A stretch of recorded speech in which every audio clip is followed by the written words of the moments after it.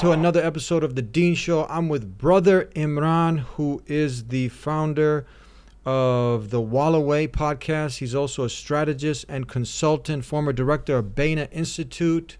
We're going to get some strategies. We're going to get some principles for business. We're going to pick his brain, and hopefully everyone can benefit who's watching. When we come back here on The Dean Show, don't go anywhere.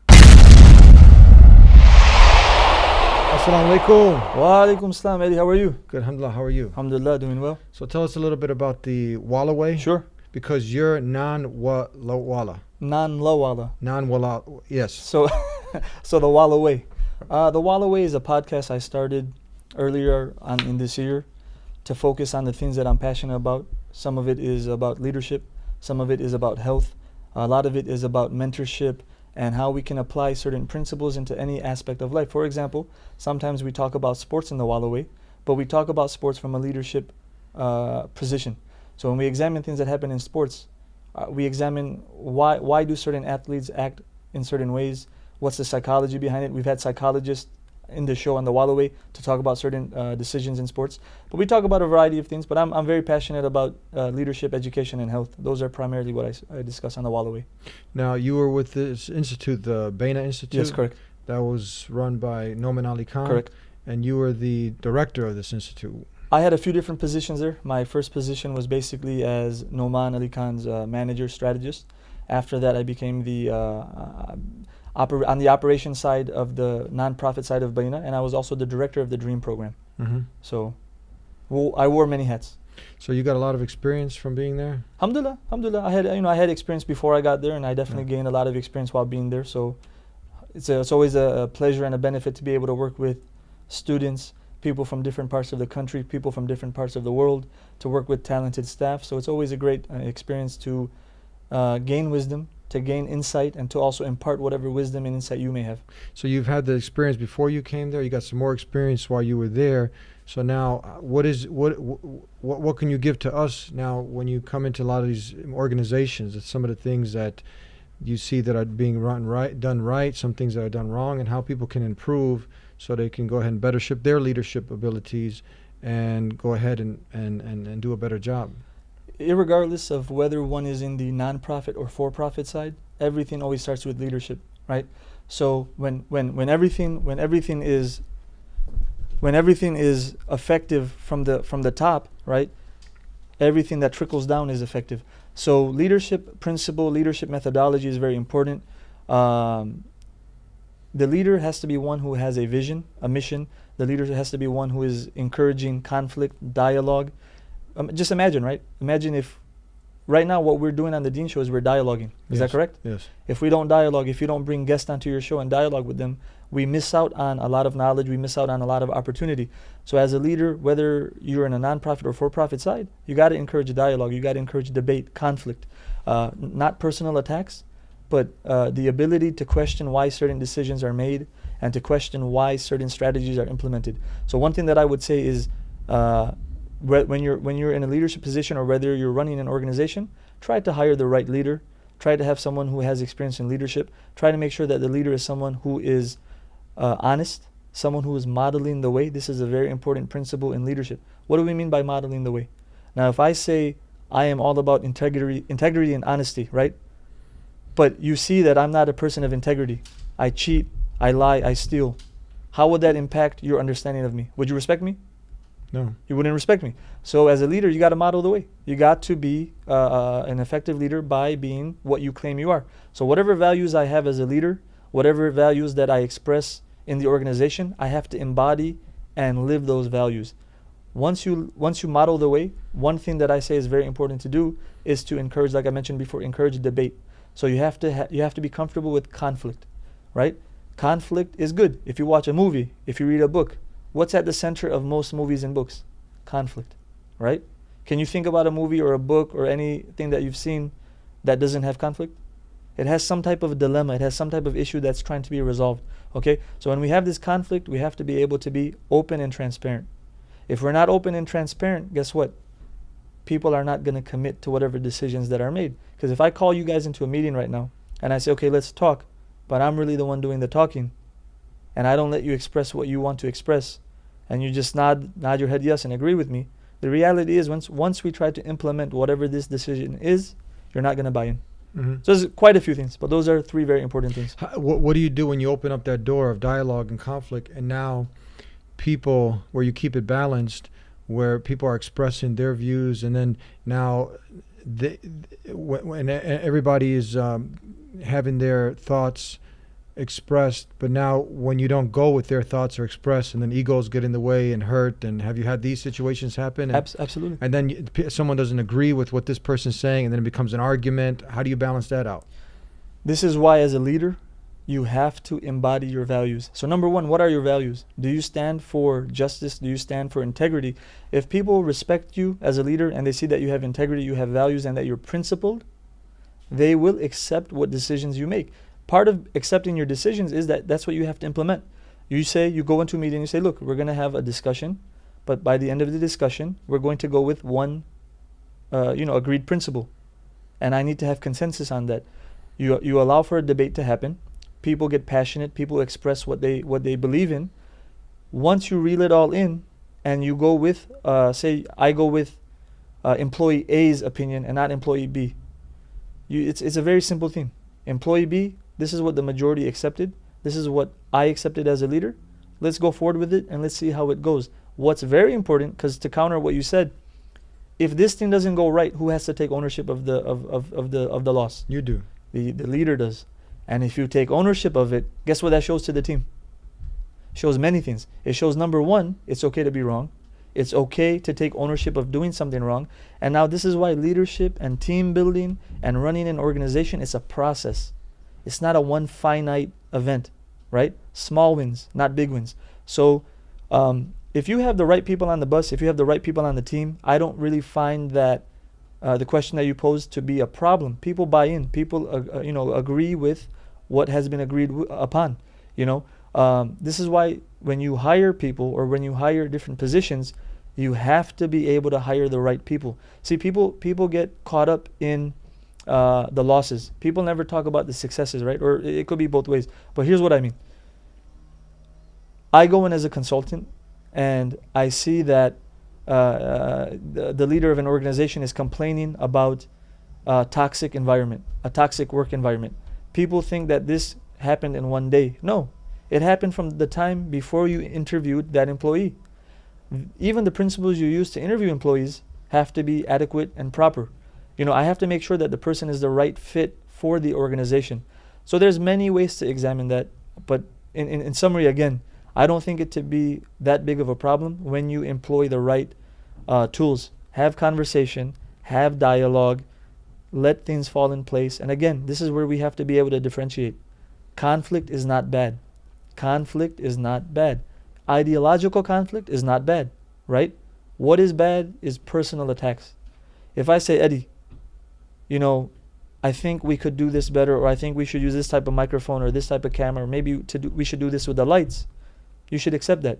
If I say, Eddie, if I personally attack you, right? If I attack your demeanor, if I attack your looks, if I attack your intelligence, how would that make you feel?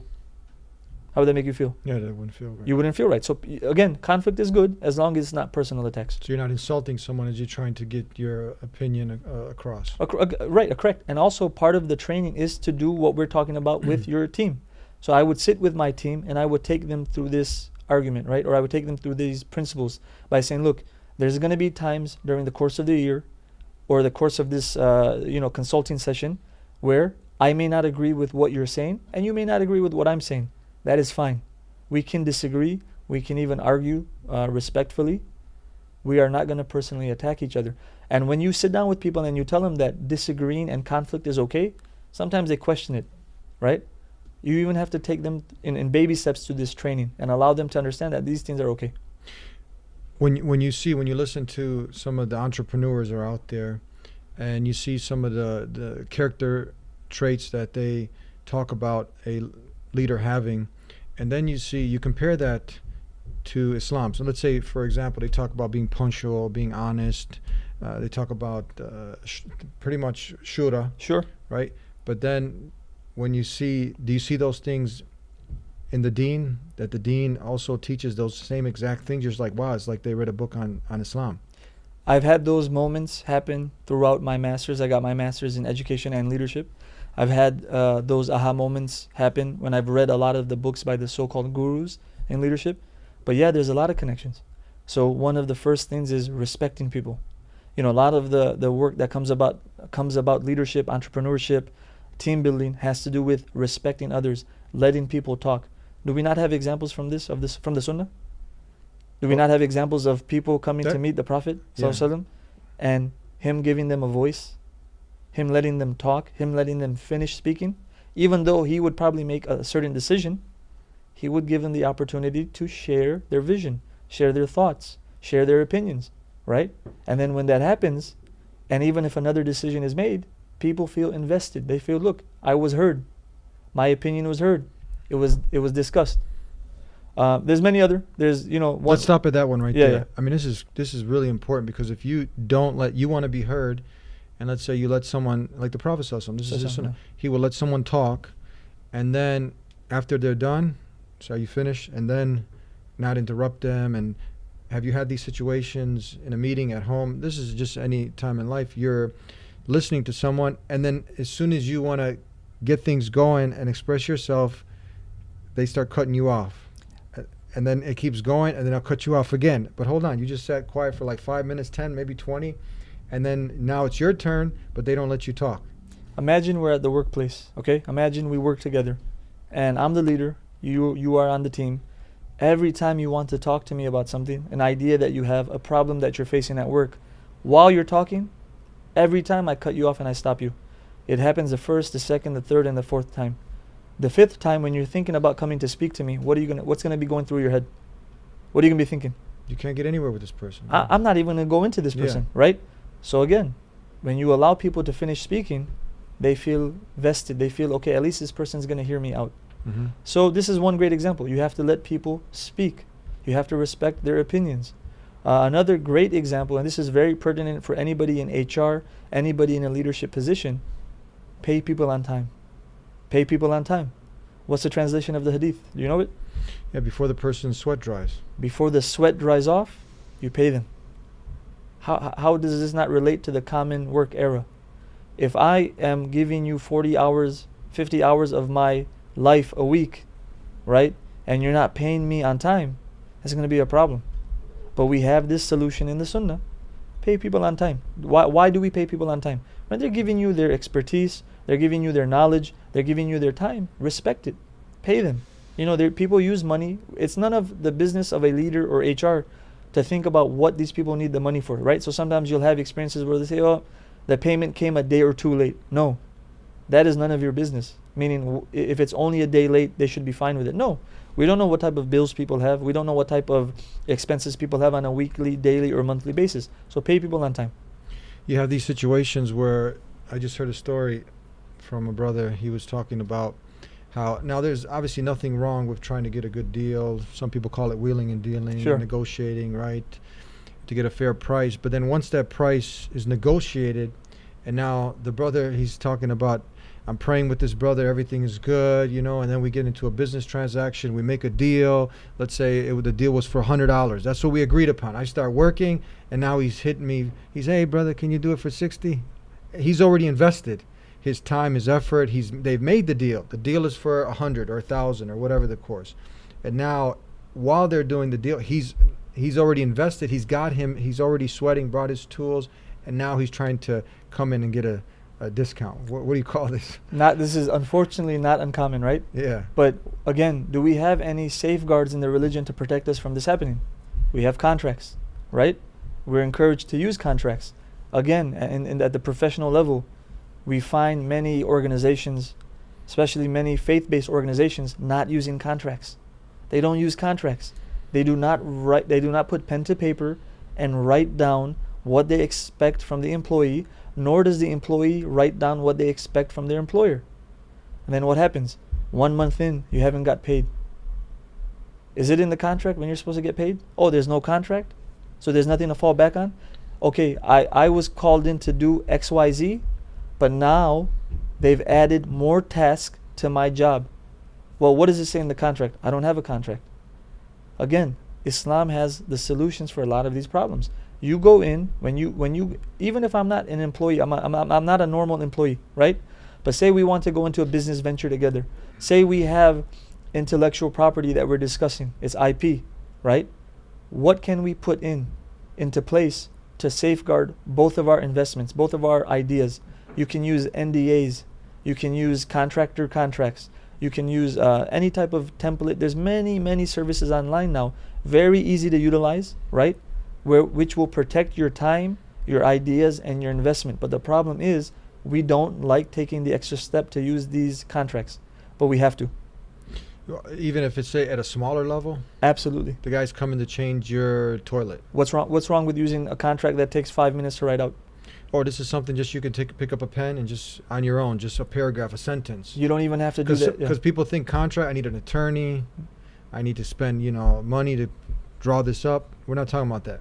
If you are going into a bigger venture, something that's more complicated, definitely get an attorney, right? Okay.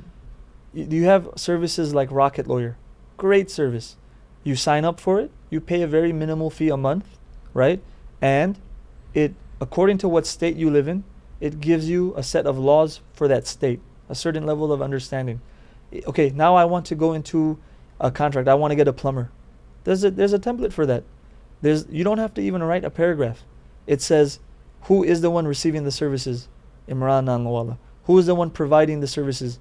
Okay, for example, say it's a TV, audio, visual consulting, the Dean Show. What's the address of the business? This is the address. How do you expect to be paid? Right? It's as simple as fill in the blanks. Mm-hmm. Very small words, very small phrases, and the contract is done. Few minutes. So there's no complications later on now. You have something to protect not only you. This is what I always tell people. When people call me about going into, they want to use the Wallaway or my other business, Digital Learning Partners, as for consulting. What I say is, let's sign a contract not only to protect me, but to protect you. So another thing that I do is I mentor millennials, right? So part of mentoring millennials is that a lot of times when they feel comfortable with you, which is built through trust, when you show them that you're trustworthy and you're honest, they start opening up and they start sharing ideas. What I say is, if you guys ever want to bounce an idea off of me, let's sign some documentation. They say, but it's you. I said, but it could be $1 million idea. It could be $1 million idea. Believe in yourself. But not only believe in yourself, protect yourself. What are you supposed to do? Trust in Allah and tie your camel. Mm-hmm. Right? Tie your camel. Take the means that are going to protect your future. This is not only your future. This is the future of your children. This is the future of your family. This could be generational wealth. So what I do is I have the mentees create an NDA that I have to sign to protect their ideas. And when you do that, believe me, it goes a long way with the mentees. They take it even more seriously, right? Because now they're interacting with, God willing, people of integrity, people who have their best interest in mind, not only my own best interest. And you find that a lot of the times in businesses, a deal seems very good, something seems too good to be true, but you find that people are just trying to essentially be predators. They're trying to find talent. They're trying to eat up this talent, take concepts and ideas from people to keep themselves going. But you know, as Muslims, we have to be above that. We have to be beyond that. We know that our risk, our provisions are written. We're going to get every penny that we are supposed to get, right? We take the means to protect ourselves. But what's wrong with wanting for your brother or your sister what you want for yourself? I want to be a millionaire, but how do I become a millionaire? I want that for other people. Until I show that sincerity, I should not expect to get it. So you see, you've witnessed a lot of that. You call them business predators? Yeah, it's a phrase that I just use right now. But unfortunately, in every aspect, not just in faith-based organizations, in other organizations, the reality is we know that this exists in the non-faith-based realm. We don't want to believe that this exists in the faith-based realm. But why shouldn't it? Has every employee been vetted? Has every person that you've brought into the organization been vetted? And I'm not talking about any specific organization. I've dealt with a lot of different talent, a lot of different people from different parts of the world, different parts of America, from different organizations. And you find that people are very similar. You find some people who are always very sincere, but very sincere people are often trampled upon, walked over, and their ideas are taken from them. Why? Because they don't put the proper corrective measures in place. And then you find another extreme. You find people who look professional, they look great, but sometimes their knowledge in the deen is not where it should be, and the practical parts of the deen. The entirety of Islam is practical, right? But if you're going to be working in a professional setting, you should learn the fiqh of working in a professional setting. You should learn the parts that are pertinent to being a leader, the parts that are pertinent to being an employee, right? The religion has parts that discuss that.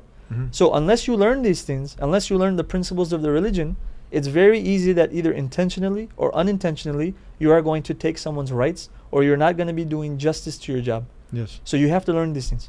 What have you learned, and what advice do you give for now when you have the male, female gender roles in the workplace?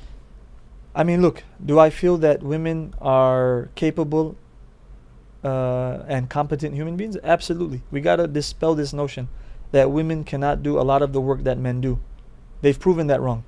But we have to also be cognizant that a lot of the issues that happen at the HR level in organizations, and you can read a lot of case studies about this, have to do with sexual harassment, have to do with discrimination based on gender. How do we curtail this? Number one, we have to understand that fundamentally we are different beings, right? We're all humans, we're all equal, but my chemistry and your chemistry is different, right? And when Islam teaches us that being in seclusion with a woman, for a man to be in seclusion with a woman, or for a woman to be in seclusion with a man, it's not only one way, it's both ways, can be problematic, right? If we're to be honest with ourselves, and we should be honest, this is one thing that people do not like being anymore, which is honest, is that we have certain desires, we have certain wants. And if we don't put limits on our interactions and we don't curtail our interactions, we can enter a very dangerous territory. So one thing that Islam does is we have certain dress requirements for both genders. As a male, I'm not allowed to walk around naked. I'm not allowed to walk around exposing certain parts of my body, right? For a woman, it's the same thing, and rightfully so. We want to be able to concentrate on what the task at hand is, not on looks, right? This is why sometimes people are against meetings by phone or meetings over the internet. I'm completely for it, because what you're able to focus on is the voice. You're able to focus on what is being said, not what you're gazing upon. You have to. Let's be honest with ourselves. We go on social media. We overhear locker room conversations. How do men most often talk about women? In a derogatory way. Yeah. Derogatory way, talking about them physically. When you remove that side of it, and all you get is the woman's intellect, her voice, her opinions, what are you left with? Her intelligence, her ideas, right? Not to say that women should be completely removed from the situation, but we have to understand that certain rules and regulations are put into place. Moreover, just to kind of curtail the relationships, right? We have to understand that relationships at the workplace should be professional, right? So if I'm interacting with a sister at work, what are some do's and what are some don'ts? Says, "Assalamu alaikum, sister, how are you? I'm doing great. How's your family? MashaAllah, they're great." Okay, that's good, right? By the way, were you able to finish the report that I asked for? Or by the way, how is the design going for such and such project? When you start getting very casual and very comfortable, this is where you start getting into that danger zone. Because remember, for you to go from point A to point Z, say A is the ideal and point Z is complete disaster, it doesn't happen in one big leap. It happens in steps. So those steps, they take time. So one day it's one piece of conversation. The second day, it's another piece of conversation. The third day, it's, okay, now whenever we speak, we're 3 or 4 feet apart. Now we're speaking, we're 2 feet apart. 2 weeks later, we're 1 foot apart. Next thing we know it, we're shoulder to shoulder. It happens step by step. So you need to realize what is professional, what should be left in the house, what should be for the workplace. And I think I brought this example to you before. When I was in high school in 2004 as a senior, I went to a non-Muslim high school, and I was the class president of my high school, right? We went to this mandatory leadership training with high schools across the state, thousands of students, not in Islamic training. A very qualified woman got up and she was giving us some advice. She goes, when you introduce yourself as a man to women, this was 2004, not very far back, not in the 70s, not in the 80s, not in the 50s. She says, as a man, do not extend your hand first. Why? She says, maybe the women don't feel comfortable shaking hands. This was not a Muslim woman. She says, let the woman extend her hand first to see if she's comfortable with it. Keep a certain distance. What happened to this time? This was from who? a non-Muslim woman who was giving leadership training to high school students across the state of Illinois, Mm-hmm. right? But again, you find a lot of relation to what she was saying to our principles, right? So there's a lot that I've learned over time. There's a lot that the theories entail. More than the theories is the life experiences, right? You don't want to get your heart broken. You don't want to break up your home. So when you interact with the opposite gender at work, keep it professional. Keep it professional. Stick to why you're at work. You're at work for work. You're at work to get a certain task done, a certain job done. You're there with a certain mission and vision in mind. Think about that only. How about now, before you even, now when you're choosing a role, let's say you really, you want to get out there, and what should be your vision, your objective? Is it just for, I'm choosing this career just for me, or we're limited in a certain area where they need more people in this particular field? So now we're deficient here, and I'm going to help the ummah, to help the community, or I'm just filling out resumes just to be working at McDonald's. Look, so Because they're not going to have those same. It's different. You're in an environment. The environment is going to set the stage for probably what comes next. Of course. So excellent question. Of course, whenever you do something, you should always think, how can I benefit the ummah? How can I, not only the ummah, right? When we say ummah, let's define what we mean by the ummah. We mean human beings, right? Yes. We mean all people. Because as Muslims, we believe what we have is beneficial to everybody. And I know that you've talked a lot about this in your show. This is what I talk about on the Wall Away as well, is mental health, physical health. So we have a solution for everybody. To answer your question, mentorship is very important. So sometimes we are in a position in our life where we think we know what we want, but we haven't accumulated the right amount of experiences to know exactly how to get there, or maybe how our life can change every 5 or 10 years. So when I'm 18 or 19, I think I understand the world. I think I know everything. And to an extent you do. But mentorship is important. So what I would say is find a mentor, find someone in the community that you trust, have them mentor you, and have them help you decide what you fit into. For example, because another important principle in leadership is competency. Competency, right? So as a leader, you have to be honest. But number 2, you should be competent. What do we mean by that? You have to be competent in your specific role. You have to be competent in navigating the culture at a workplace. If you don't have competency as a doctor, right? You're not interested in learning chemistry and biology and anatomy, but you say, I want to become a doctor. How's that going to work out, right? So with whatever position a person wants to go into, develop those competencies. So if I want to become a graphic designer, what are you doing to learn graphic design? Does that make sense? Yeah. Yeah. We've had a lot of people fighting against themselves. I mean, the cultures change, people start to define their way of life according to the norms of society. What have you seen? Because we've seen a lot of women, even men, but particularly because they call it it's a dog-eat-dog world. It's a rat race. So you've had people now make certain decisions, and they put themselves in very uncomfortable predicaments. You talked about the sexual harassment. You talked about people now, the man will get up, go out into the rat race of life, go to provide for his family. Now it's become kind of a competition, right? Some of the roles are mixed up. Have you seen this? Of course. Now, we know that it's beautiful in Islam because you have the two genders complementing each other, right? Biologically, they're different, right? But they've been spiritually they're the same in the sight of God. But they have, you don't see the UFC having a man and a woman in the ring, right? Together. And there's a reason. And there's a reason for that. But then we've had a lot of sisters and women in general now that they've fought sometimes against themselves, and now they have everything they have because it's a man's duty to provide for his family. He's the maintainer and the protector. When somebody wins a UFC fight and Joe Rogan brings over the mic and they start speaking, what's one of the first things that they do? I'm gonna leave it to you. What's one of the first things that they do? They bring when what? So I've just won a fight. Joe Rogan puts a mic in my face. What's one of the first things that they say? Who do they thank? Who do they thank? Yes. Yeah. Yeah. Who do they thank? Yeah. Depends who the person is. Tell who. Usually the team. The team. Okay. They say thank you to my coach, thank you to my trainers, thank you to my team. Why? Because this is a team effort.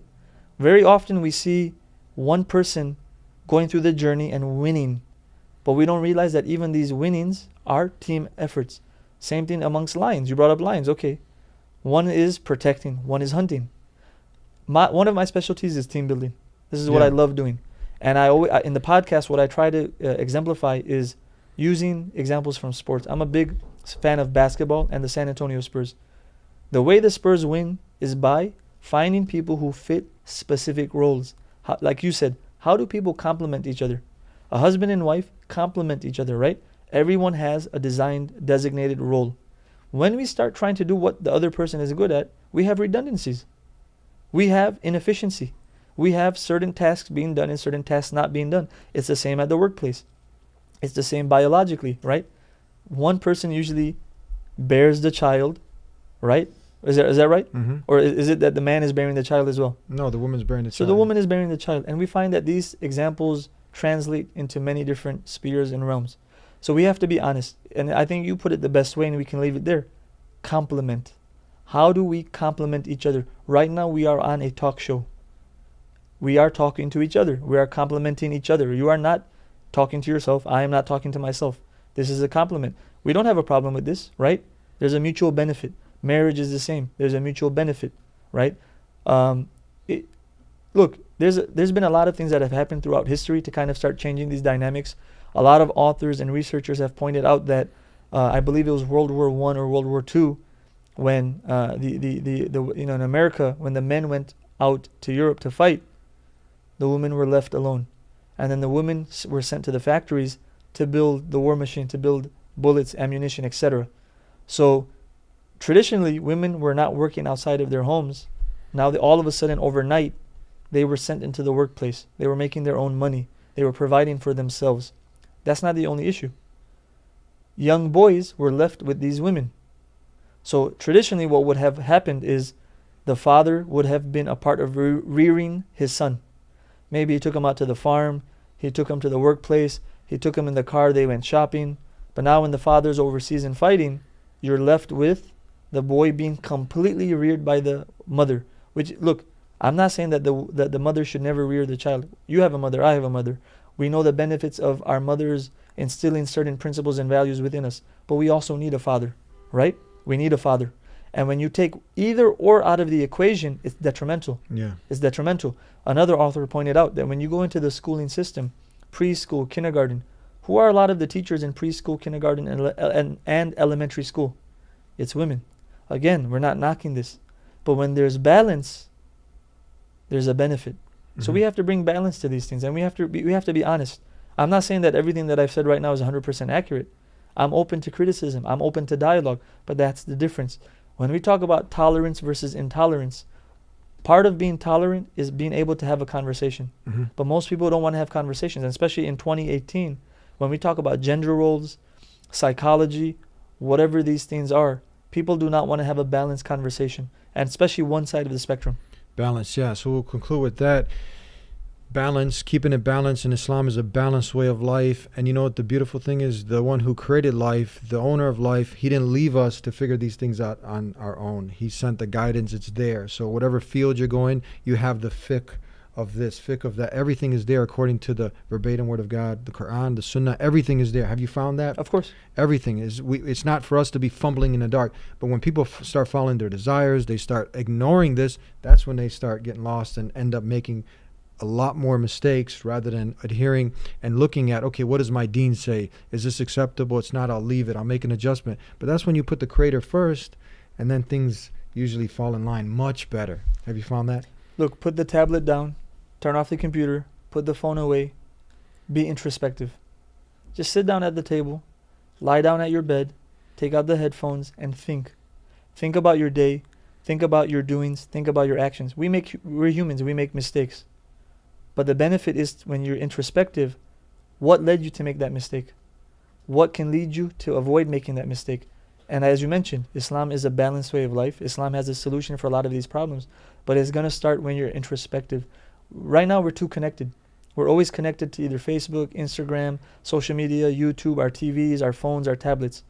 Let's disconnect for a while. Find a time in the day where you can disconnect and just be introspective. Think. Meditate. You've had guests on previously, and you've talked about it many times. Eat right. eat right, right? Lower that inflammation in your body. When you eat right and that inflammation is lowered, you can think right. Yes. You can be right. Think positive, be positive. Fill your heart, fill your brain, fill your stomach with good things. And then it's easy. But you have to start with being introspective. You need to ask yourself some hard questions. Beautiful. Where can people, alhamdulillah, get a hold of you? The Wallaway? You can go on thewallaway.com. That's the Walla, W-A-L-A, way, W-A-Y.com. Wallaway also has a Facebook page. You can hit me up on there and look up Imran Nanlawala on Facebook or Instagram, and I'm there. Thank you, brother. Yeah. Good. Thank you. Good having you on Thank the you so program. much. Jazakallah. Yeah. Assalamu alaikum. And there you have it, the Wallaway with our brother Imran. Islam has left us a complete guide from A to Z on how we need to live our lives and be introspective, think, ponder. Everything is there. Subscribe if you haven't already. Get the little notification.